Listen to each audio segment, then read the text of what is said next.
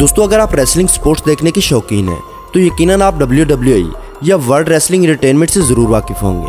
WWE American based company है और इस खेल के मद्दा यूरोप और एशियाई ममालिक समेत पूरी दुनिया में मौजूद है।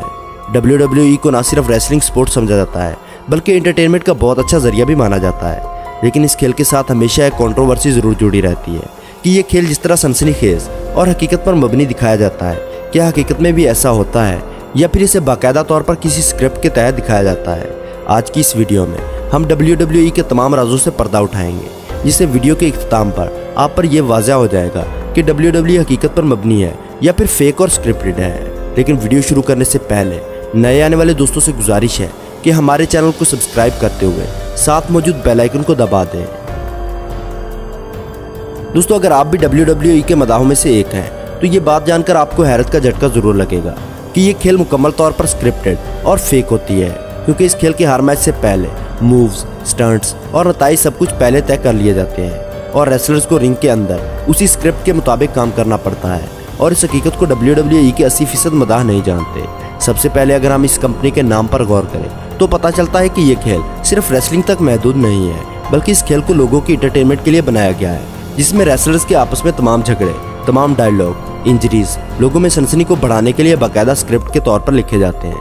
क्योंकि इंसान की हमेशा से फितरत रही है कि वो हमेशा से नई चीज़ को देखना चाहता है और सनसनीखेज वाक़यात को पसंद करता है। इसलिए हॉलीवुड मूवीज़ की तरह रिंग के अंदर होने वाले तमाम मामलात के लिए बाकायदा स्क्रिप्ट बनाई जाती है और हर एक रेसलर को रिंग में आने से पहले इसकी मुतलका स्क्रिप्ट दे दी जाती है, जिसमें मैच का फैसला पहले से तय होता है।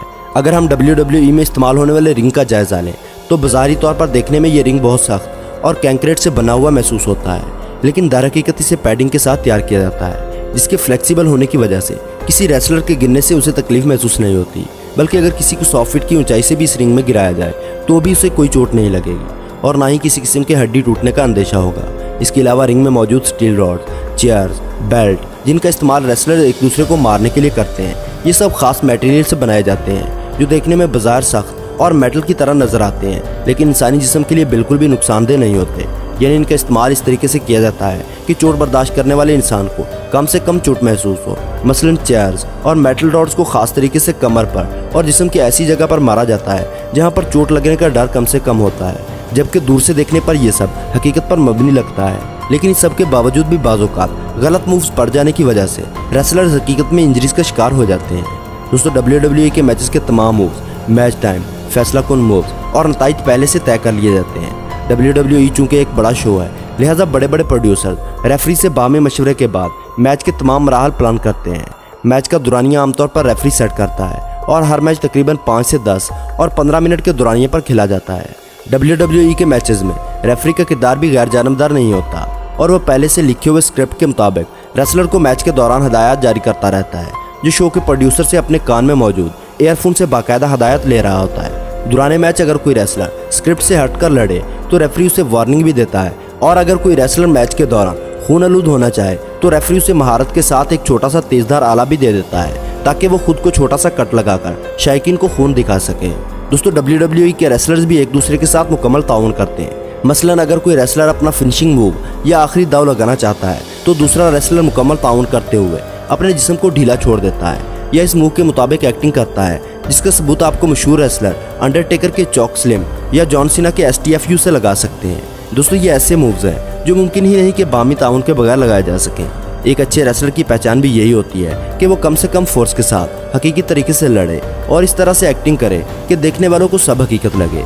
इसके अलावा रेसलर जिम में वर्कआउट के बाद खासे ताकतवर भी हो जाते हैं और अपने जिस्म से कई गुना ज़्यादा वजन भी उठा पाते हैं, लेकिन मैच के दौरान वो एक दूसरे को प्रोटेक्ट भी करते हैं ताकि कोई नुकसान ना होने पाए और ना ही दूसरे रेसलर की हड्डी टूटे। दोस्तों मैच के दौरान कुछ मूव्स ऐसे भी होते हैं जो मुखालिफ प्लेयर की मदद के बगैर लगाने मुमकिन ही नहीं है, मगर रेसलर्स एक दूसरे के साथ मुकम्मल ताउन करते हुए शायकीन को वो सब कुछ करके दिखा देते हैं जो इन्हें स्क्रिप्ट में बताया जाता है। दोस्तों इसके अलावा अगर आप WWE के मैचेस पर गौर करें तो रेसलर्स कभी भी एक दूसरे को बॉक्सर की तरह पंच नहीं मारते, बल्कि अपनी मुट्ठियों के पोर का इस्तेमाल करते हैं, जो कि हाथ का नरम तरीन हिस्सा है। इसके अलावा चेहरे या गर्दन के अलावा पंचेस सीने पर लगाए जाते हैं, क्योंकि ऐसे पंच मारने पर बाजारी तौर पर जैसा दिख रहा होता है किसी आम इंसान की जान भी जा सकती है। लिहाजा इस मकसद के लिए रेसलर्स को सख्त ट्रेनिंग दी जाती है, लेकिन तमाम हिफाजती इक़दामात के बावजूद भी अक्सर खतरनाक इंजरीज हो जाती हैं। दोस्तों मैच के दौरान पंचेज, रेसलर के गिरने और तेज चलने की आवाज़ भी यकीनन आपने सुनी होगी। इसे रेसलर खुद अपने पाँव से टैंप करके बनाते हैं। इसके अलावा रेसलर्स के गिरने पर जो ज़ोरदार आवाज़ पैदा होती है, इसकी वजह रिंग के मैटर्स में लगे छोटे छोटे माइक्रोफोन्स होते हैं जो गिरने की आवाज़ को कई गुना बढ़ाकर नेचुरल बना देते हैं। इसके अलावा इस बात को यकीनी बनाने के लिए कि WWE एक मुकम्मल स्क्रिप्टेड शो है, आप WWE की वेबसाइट पर स्क्रिप्ट राइटर के तौर पर जॉब भी कर सकते हैं, क्योंकि इनकी ऑफिशियल वेबसाइट पर स्क्रिप्ट राइटर की वैकेंसीज मौजूद होती हैं। और अगर ये भी सबूत आपके लिए काफ़ी ना हो कि WWE एक मुकम्मल फेक और स्क्रिप्टेड शो है, तो हम आपको ज़रूर मशवरा देंगे कि कभी रियल फाइट MMA यानी मिक्स मार्शल आर्ट और WWE को एक साथ देखें और ख़ुद फैसला करें कि कौन सी फाइट हकीकत पर मबनी है। क्योंकि MMA के फाइटर एक लड़ाई के बाद इतनी चोट बर्दाश्त करते हैं कि उन्हें रिकवर होने के लिए अक्सर महीनों लग जाते हैं, इसलिए वो एक साल में चंद ही फाइट लड़ पाते हैं। जबकि दूसरी तरफ WWE के रेसलर्स साल में 200 दिन फाइट करते हैं और 2 रोज़ के अंदर अंदर रिकवर हो जाते हैं। तो दोस्तों, आज की वीडियो में बस इतना ही। वीडियो के मुताल्लिक आपकी क्या राय है, कमेंट बॉक्स में ज़रूर बताइए। वीडियो पसंद आने की सूरत में लाइक और अपने दोस्तों के साथ शेयर करना ना भूलें।